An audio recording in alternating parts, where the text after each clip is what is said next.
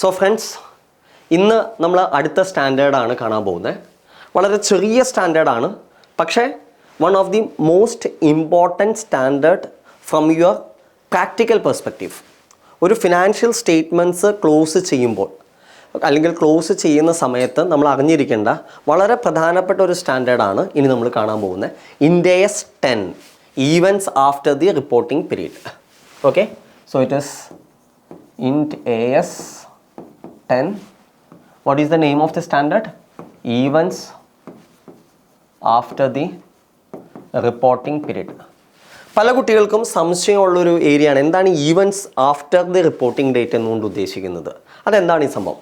I will give you a small example to understand this concept. Okay, now suppose, as we all know, നമ്മൾ financial statements prepare ചെയ്യുന്നത് ഓരോ financial reporting പീരീഡിന് വേണ്ടിയിട്ടാണ്, അല്ലേ?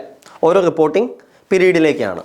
And the reporting period, let's say if you take Indian context, the reporting period is generally the financial year. So let us take a case. You have a company ABC Limited, and this ABC Limited is preparing its financial statements for the financial year ended 31/3/2025. That means financial year 24-25. Okay, നമ്മൾ ആ financial statements prepare ചെയ്യുന്ന സമയത്ത് നമ്മുടെ cut off date എന്ന് പറയുന്നത് 31 March 2025 ആണ്.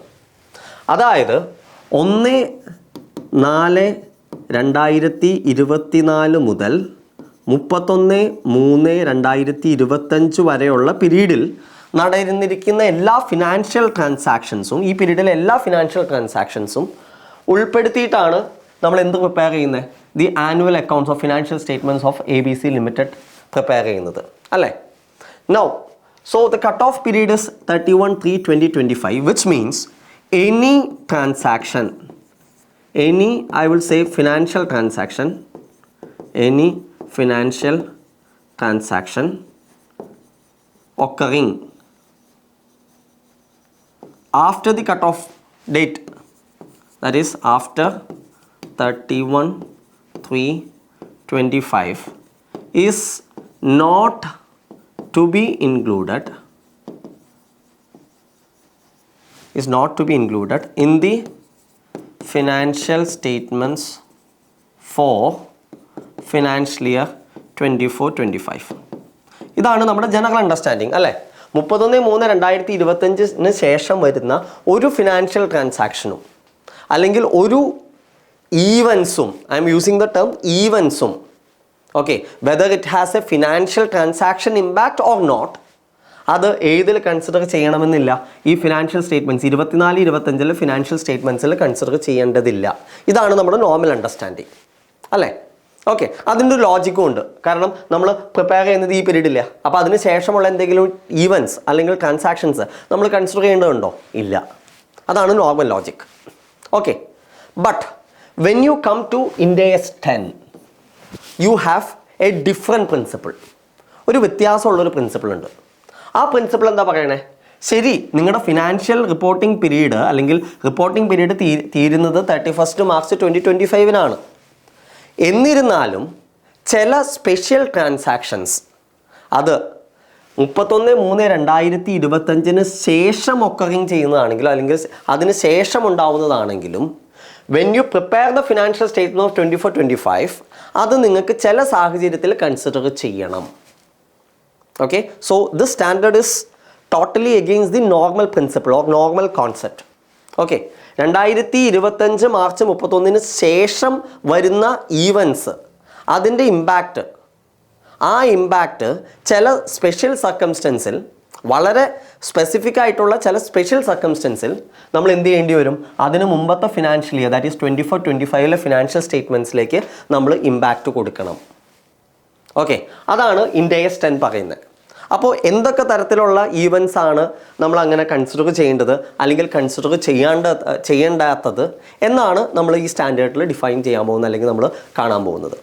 Okay, so here there is A problem, അല്ലേ? ഇവിടെ ഒരു പ്രോബ്ലം ഉണ്ട്. 31 March 2025 ശേഷം വരുന്ന എല്ലാ ഈവൻസും നമ്മളെടുത്ത് എന്ത് ചെയ്യണം? You have to see whether we need to make any adjustment as per Ind AS 10 or not, അല്ലേ? അപ്പോൾ 2025 ശേഷം എന്ന് വരെ നമുക്ക് എടുക്കേണ്ടി വരും. ഓക്കെ, 2025 ശേഷം ഒത്തിരി വർഷങ്ങളുണ്ട്. ഈ ഒത്തിരി വർഷങ്ങൾ ഇപ്പോൾ 2 വർഷം കഴിഞ്ഞ് 2027 വരുന്ന ഒരു ഈവൻറ്റ്, ആ ഈവൻറ്റും നമ്മൾ ഇതുപോലെ എടുക്കണോ? 2025 ഫിനാൻഷ്യൽ സ്റ്റേറ്റ്മെൻറ്റ്സ് പ്രിപ്പയർ ചെയ്യുന്ന സമയത്ത് കൺസിഡർ ചെയ്യണോ? അങ്ങനെ കൺസിഡർ ചെയ്യേണ്ടി വന്നു കഴിഞ്ഞാൽ ഈ 2025 ഫിനാൻഷ്യൽ സ്റ്റേറ്റ്മെൻറ്റ്സ് നമുക്ക് ഇപ്പോഴൊന്നും ഫൈനലൈസ് ചെയ്യാൻ പറ്റില്ല, അല്ലേ? We will have to wait till 27 or 28 or 29. കാരണം നമുക്കറിയില്ല അവിടെ എന്തെങ്കിലും ഈവൻറ്റ്സ് വരുമോ, 5 വർഷം കഴിഞ്ഞ് എന്തെങ്കിലും ഈവൻറ്റ്സ് വരുമോ, ആ ഈവൻറ്റ്സിന് നമ്മളിപ്പോൾ എഫക്റ്റ് കൊടുക്കേണ്ടതാണോ, അങ്ങനെ ഒരു സംശയം വരും, അല്ലേ? So the standard says that no you can't wait for such a longer period. നിങ്ങൾ എന്താ ചെയ്യേണ്ടത്? You go with your normal principles. Okay, you go with your normal time for finalisation.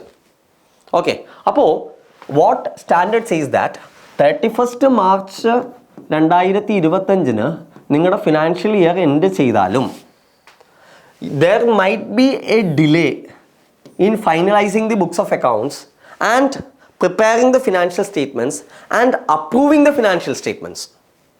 Okay, ആദ്യം accounts എല്ലാം complete ചെയ്യണം, entries എല്ലാം complete ചെയ്യണം, അതുപോലെ തന്നെ ഫിനാൻഷ്യൽ സ്റ്റേറ്റ്മെൻറ്റ്സ് പ്രിപ്പയർ ചെയ്യണം. എന്നിട്ട് ഫിനാൻഷ്യൽ സ്റ്റേറ്റ്മെൻറ്റ്സ് നമ്മൾ എന്ത് ചെയ്യണം? വെരിഫൈ ചെയ്യണം, അത് ബോർഡ് അപ്രൂവ് ചെയ്യണം. If it is a company, the board has to be approved. Okay, and after that, if it is a company, then what you have to do? You have to go to the general meeting, and in the general meeting the members have to be approved. Adopt ചെയ്യാന്ന് നമ്മൾ പറയുന്ന ഒരു process, അല്ലേ? അപ്പോൾ if you typically take 31st March കഴിഞ്ഞ് കഴിഞ്ഞാൽ you have certain milestones. One is accounts finalization. Okay, accounts finalise ചെയ്യുന്ന ഒരു future ഡേറ്റിലായിരിക്കും. Let's say 31st July 25th നമ്മൾ അക്കൗണ്ട്സ് ഫൈനലൈസ് ചെയ്തു. അവിടെ നിന്ന് you took another let's say 15 days. So 15/8/25 എന്തിന്? നമ്മൾ accounts financial statements preparation, financial statements prepared. Now from this you took another 15 days, that is 31st August 25. എന്തിന്? Financial statements approval. ആരാ financial statements approve ചെയ്യുന്നത്?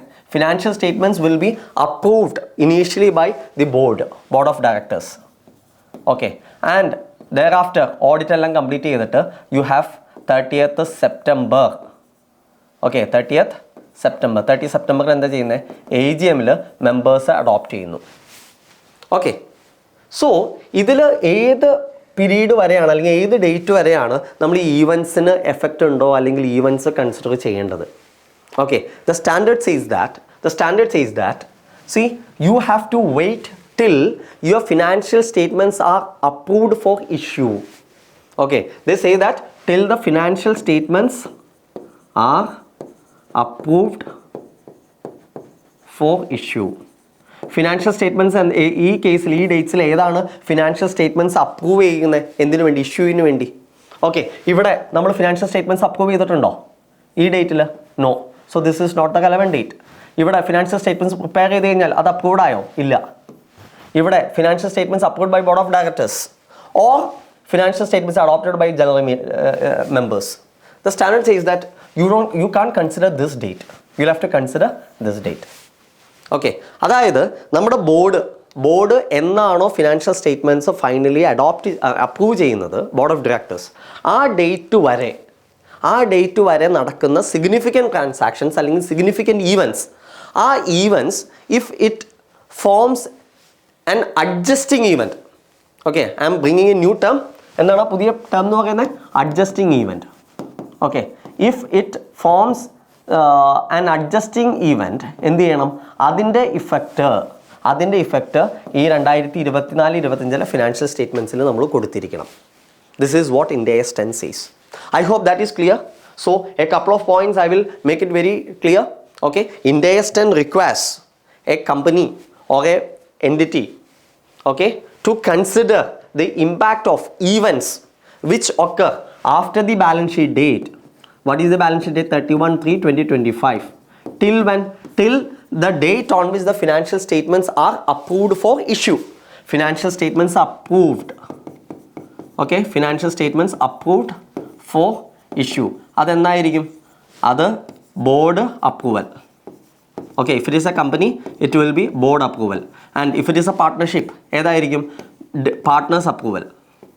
Okay, partners approval. Or if it is a sole proprietorship, okay, നമ്മൾ എന്ത് ചെയ്യേണ്ടി വരും? The proprietor approval. ഈ date വരെയുള്ള ഈവൻസിനെ നമ്മൾ എന്ത് ചെയ്യണം? ഈവൻസിനെ നമ്മൾ ഇവാലുവേറ്റ് ചെയ്യണം. Okay, you have to evaluate the events occurring during this period. അത് ഇവാലുവേറ്റ് ചെയ്തിട്ട് എന്ത് ചെയ്യണം? അതിനെ ആ events whether it is forming what type of event? Whether it is forming an adjusting event as per Ind AS 10. Adjusting event as per Ind AS 10. If yes, then you have to apply the requirements of Ind AS 10. Okay, so ഇതാണ് ഈ standard നമ്മൾ പറയുന്നത്. Okay, so there could be certain doubts.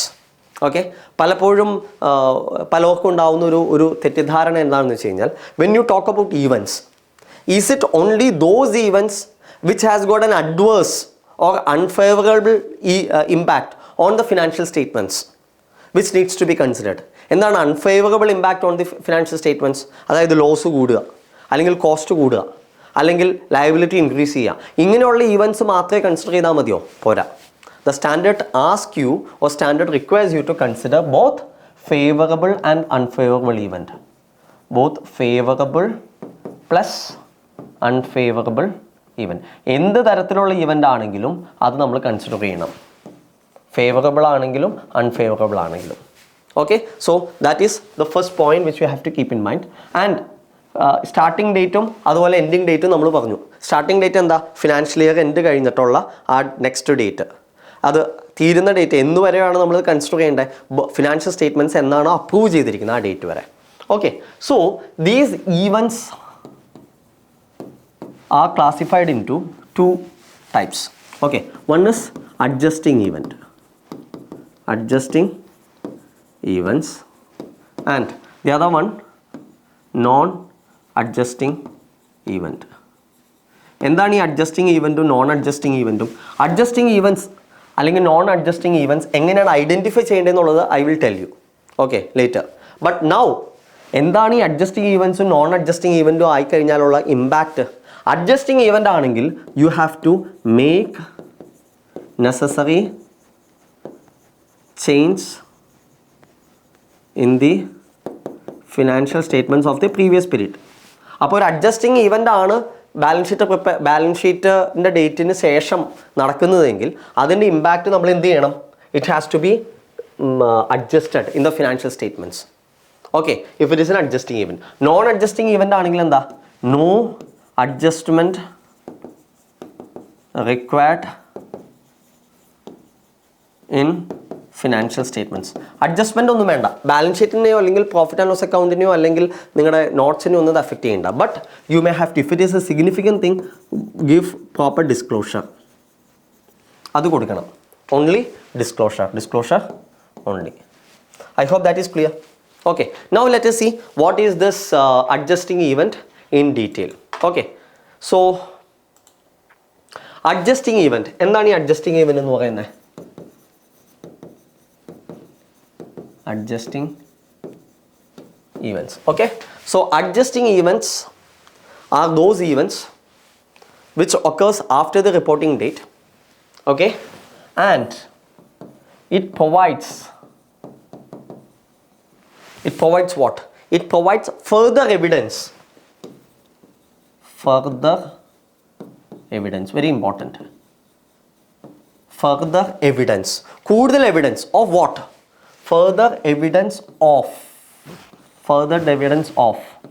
conditions what? That existed on the reporting date. Conditions that existed on the reporting date. Reporting date in നിന്നിരുന്ന conditions, very important. ആ കണ്ടീഷൻസിനെ confirm ചെയ്യുന്നതിനുള്ള further evidence. So 2 terms are pretty important here. ഏതൊക്കെയാണ്? One is further evidence. Okay, on what? On the conditions that existed on the reporting date. Okay, reporting ഡേറ്റുമായിട്ടൊരു ബന്ധം വേണം. അതല്ലാതെ April മാസം അല്ലെങ്കിൽ March മാസം ഒരു പുതിയൊരു ഓഫീസ് ഉദ്ഘാടനം ചെയ്തു, ആ ഓഫീസ് അല്ലെങ്കിൽ ഒരു ബിൽഡിംഗ് വാങ്ങിച്ചു, ആ ബിൽഡിംഗ് കൊണ്ടുപോയി നമുക്ക് പ്രീവിയസ് ബാലൻസ് ഷീറ്റിൽ അസറ്റായിട്ട് കാണിക്കണോ? വേണ്ട. The adjusting events are those events which provides further evidence of some conditions that existed on the reporting date. Okay, I will give you an example. I will give you an example. Suppose, okay, 31st March ആണ്, 31st March 2025 ആണ് എന്ത് നിങ്ങളുടെ financial statements prepare ചെയ്യുന്നത്. Okay, on let's say 20th March 2025. Okay, on 20th March 2025, okay, let's say the company paid rupees 5 crore for purchase of a building. ഒരു building വാങ്ങാൻ വേണ്ടി 5 കോടി രൂപ എന്ന് കൊടുത്തു, 23/2025 കൊടുത്തു. And this 5 crore is 100% consideration. Okay, and there was an agreement. This was paid pursuant to an agreement entered maybe on 20th itself or on a prior date. Okay, ഈ agreement പ്രകാരം നമ്മൾ വാങ്ങാൻ ഉദ്ദേശിക്കുന്ന building that is already existing, building already existing on 20th March 25, and there is no bar in selling it on such date, on 20th March itself. Okay, ബിൽഡിങ്ങും ഉണ്ട്, ബിൽഡിങ്ങിന് 100% എമൗണ്ടും കൊടുത്തു. ആ building അന്ന് തന്നെ സെല്ല് ചെയ്യുന്നതിന് യാതൊരു വിധത്തിലുള്ള തടസ്സങ്ങളോ അല്ലെങ്കിൽ ഒബ്ജെക്ഷൻസോ ഒന്നുമില്ല. പക്ഷേ എന്നാണ് ആക്ച്വലി ഇതിൻ്റെ രജിസ്ട്രേഷൻ കംപ്ലീറ്റ് ചെയ്തത്? The registration was only completed on let's say 10th April 2025. 10/4 registration കഴിഞ്ഞത്. So legally this building has been transferred only on the registration date that is 10th for 2025. Okay, now when they prepare the financial statements for the period ended 31st March 2025, can they show this building as a fixed asset or a property, plant and equipment in their balance sheet? That is the crucial question. Ind AS 10 says, okay, if it is an adjusting event, you can show. If it is not an adjusting event, you can't show. Now, what is an adjusting event? An adjusting event is an event which provides further evidence of conditions that existed on the reporting date. Reporting date 31st മാർച്ചിന് എന്താ നമ്മളൊരു 5 കോടി കൊടുത്തിട്ടുണ്ട്. എന്തിനു വേണ്ടി? Advance four purchase. അന്ന് registration കഴിഞ്ഞിട്ടുണ്ടോ? ഇല്ല.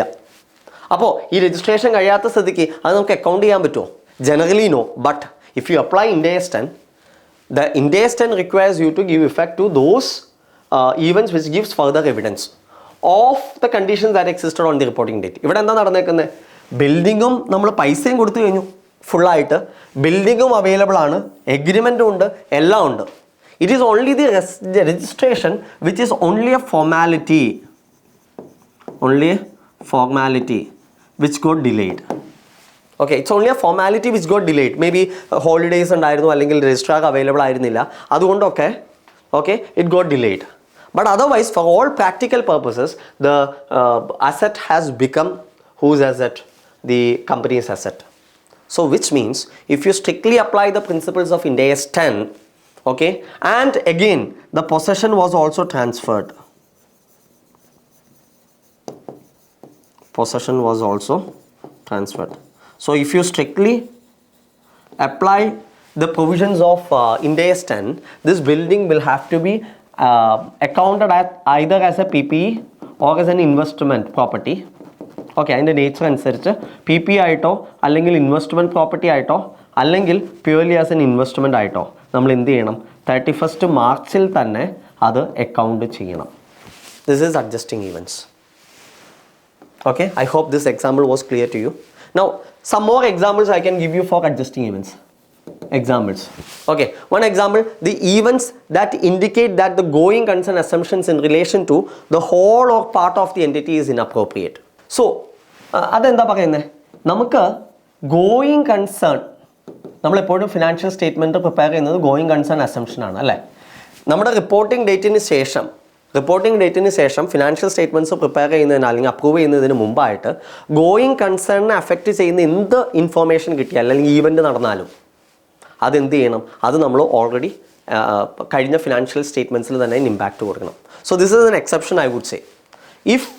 If an event happens and that event affects the going concern, okay, during that period of financial year end or reporting period end to the date on which the financial statements are reported for issue, ആ പീരീഡിൽ നടന്ന ഒരു event and that event, due to that event or due to the effect of that event, your financial going concern is gone, then that will become what? Adjusting event.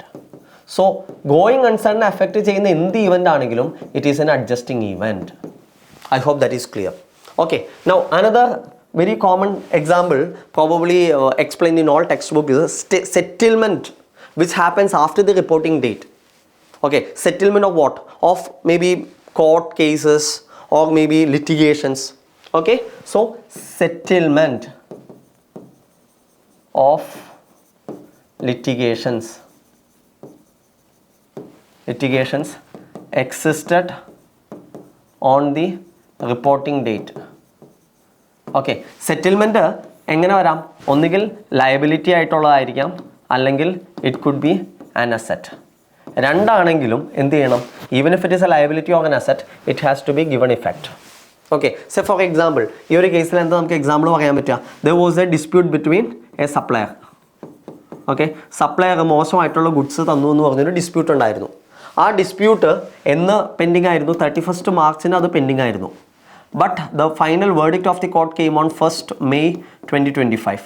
And as per this, okay, you are entitled to get a sum of, let's say, compensation of rupees 100 lakhs. Account it. You account it as your income or adjust against the amount payable to the supplier. Or if it is reverse, നിങ്ങളും നിങ്ങളുടെ കസ്റ്റമറും ആയിട്ടൊരു dispute ഉണ്ടായിരുന്നു. And due to this, on 31st March, this dispute was pending and the order came on, let's say, 30th April. Okay, and as per the order, you have to pay a sum of, let's say, 10 lakhs. In the end, you have to account it as a liability. Liability on what? On 31st March 2025. Okay, so these are the events which has given you a confirmation or a further evidence of the conditions that existed on the reporting date. Okay, അടുത്തത് 31st March 2025, you had a receivable, trade receivable ആരുടെ കയ്യിൽ നിന്ന്? let's say there was a company called 𝗪𝗟𝗔𝗦𝗪𝗓 Limited and receivable, and that was 100 lakhs. Okay, now what happened on 1st May 25? The financial statements are not approved. ആ ഡേറ്റിൽ എന്ത് പറ്റി? ഈ 𝗪𝗪𝗔 bankrupt. So is it an adjusting event? Yes, it is an adjusting event. അടുത്തത് sale of inventories after the reporting date that give evidence about their net NRV at the reporting date. Again, this is also a very common thing which we have to keep in mind. Okay, നമ്മൾ Ind AS 2 പഠിച്ചു അല്ലേ? Ind AS 2 ഇൻവെൻട്രിയിൽ നമ്മൾ എന്താ പഠിച്ചത്? Any inventory outstanding as at the year end have to be valued at lower of what? Cost or NRV. Cost of NRV. Okay, നമ്മൾ 31st March 2025 you check the cost change വരുമോ? ഇല്ല. The cost was, let's say, 10 lakhs. അന്ന് നിങ്ങൾ NRV നോക്കിയപ്പോൾ it is 11 lakhs. Fine. നിങ്ങൾ നോക്കുകയാണെങ്കിൽ ഇതിൽ ഏതാ ലോവർ? കോസ്റ്റ് ആണ് lower. So you valued at 10 lakhs. പക്ഷെ എന്ത് പറ്റി?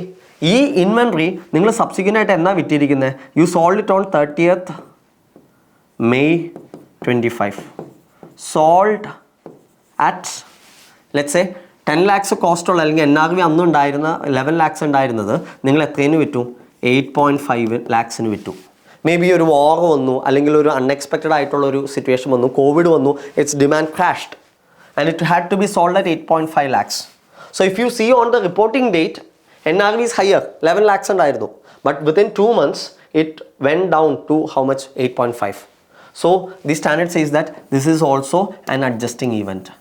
എന്ന് വെച്ചാൽ എന്താ? നമ്മൾ ഈ inventory ഇവിടെ value ചെയ്യുമ്പോൾ you can't take this 11 lakhs, instead you have to take 8.5 lakhs and ultimately your inventory will get valued at 8.5 lakhs. Okay, now this is another example. Now another discovery of fraud or errors that show the financial statements are incorrect.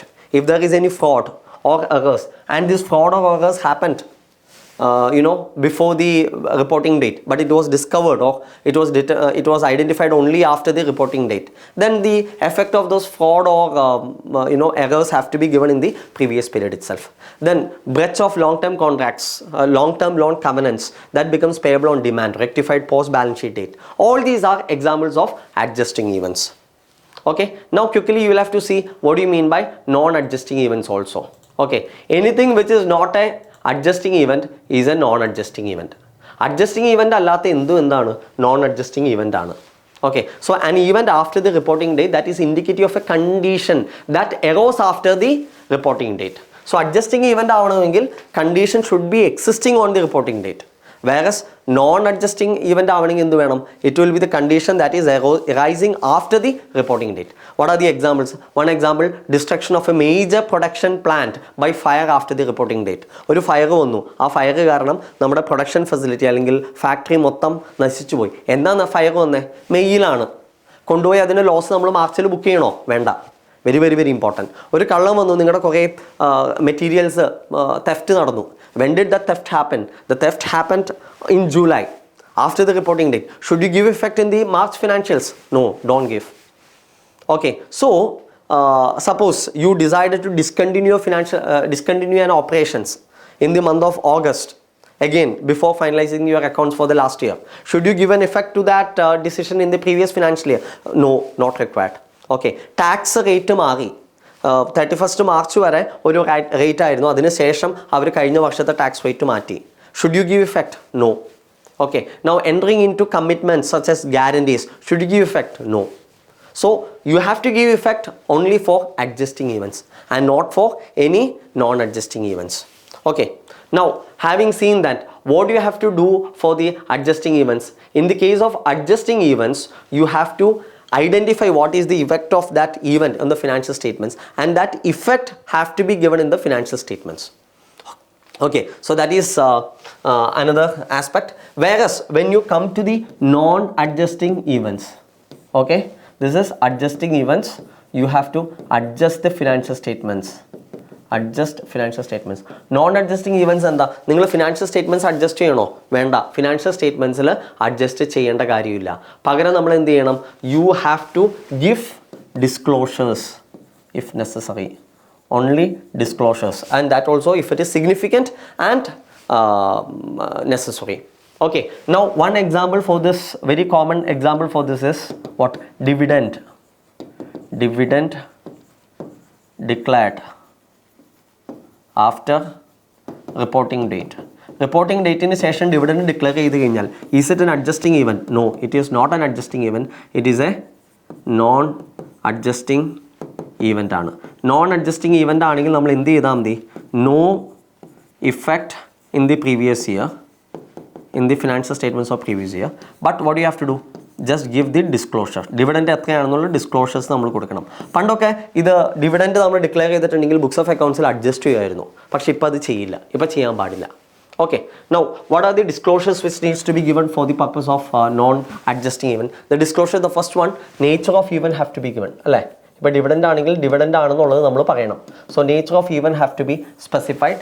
And the second one, an estimate of its financial effect or the financial statements that the estimate cannot be, or you have to say that you have to give a statement that the estimate cannot be made. Okay, അപ്പോൾ nature പറയണം, പിന്നെ financial impact identify ചെയ്യാൻ പറ്റുമെങ്കിൽ അത് എത്രയാണെന്ന് പറയണം.